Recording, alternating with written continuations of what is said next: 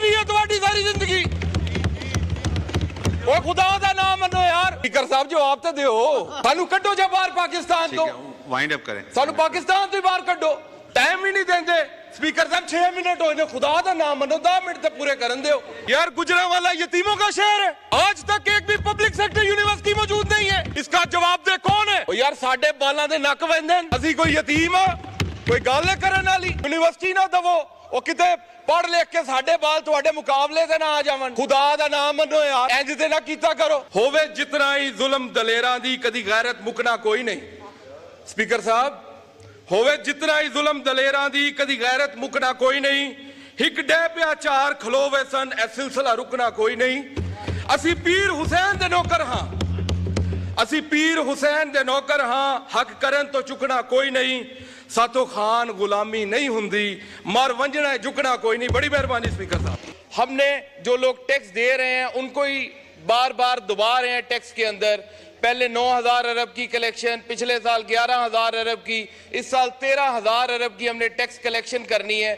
GDP हमारी बढ़ नहीं रही, इंडस्ट्री यहाँ पे नहीं लग नहीं रही, तरक्की यहाँ पे है नहीं है, हम compete कर नहीं सकते इंटरनेशनल मार्केट से। हमारे एनर्जी कॉस्ट इतनी ज़्यादा है कि हमारी इंडस्ट्री जो है वो रॉ मटेरियल्स तो प्रोक्योर कर लेती है इंटरनेशनल प्राइजेस पे, लेबर उसे सस्ती है दुनिया से।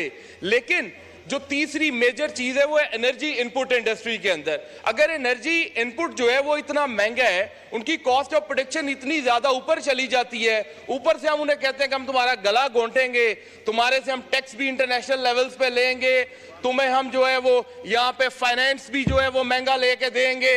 3% जो था वो कभी यहाँ पे एक्सपोर्ट रीफाइनेंस था, उसे ख़त्म किया गया।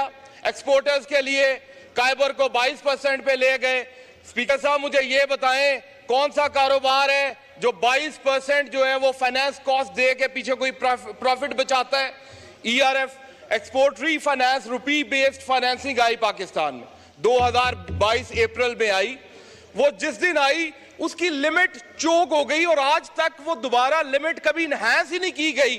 टर्फ था एक्सपोर्टर्स के लिए, LTFF लॉन्ग टर्म फाइनेंसिंग के लिए, वो अपनी मशीनरी इंपोर्ट कर सकते थे 2-3% पे, अपनी एक्सपेंशंस कर सकते थे, कैपिटल एक्सपेंडिचर कर सकते थे उसके अंदर, वो हमने उनके लिए खत्म कर दिया। हम करना क्या चाहते हैं? एक्सपोर्टर्स को मार रहे हैं, रूल ऑफ लॉ यहाँ पे मौजूद नहीं है, बाहर से इन्वेस्टमेंट आ नहीं रही, यहाँ का जो कारोबारी है वो यहाँ पे अपनी नई फैक्ट्री लगाने को तैयार नहीं है। जनाब स्पीकर, इस तरह ना करें, मुल्क को चलने दें। ये 47 वाले चाहते ही नहीं है मुल्क चले, ये चाहते हैं कि बर्बाद हो जाए, इसकी तहस नहस फेर दें इस मुल्क की। ये कायदे आजम का मुल्क है, खुदा के वास्ते इसे अपने बाप का मुल्क ना समझे, इसे कायदे आजम का मुल्क ही जो है वो रहने दें। जनाब स्पीकर, PSDP की बात करते हैं, उसके अंदर विहाड़ी में, उसके अंदर चकवाल में, नारोवाल में, हर शहर में यूनिवर्सिटीज HEC को दी गई है। किधर कैंपसेस बन रहे हैं, किधर सब कैंपसेस बन रहे हैं। यार गुजरांवाला यतीमों का शहर है, आज तक एक भी पब्लिक सेक्टर यूनिवर्सिटी मौजूद नहीं है।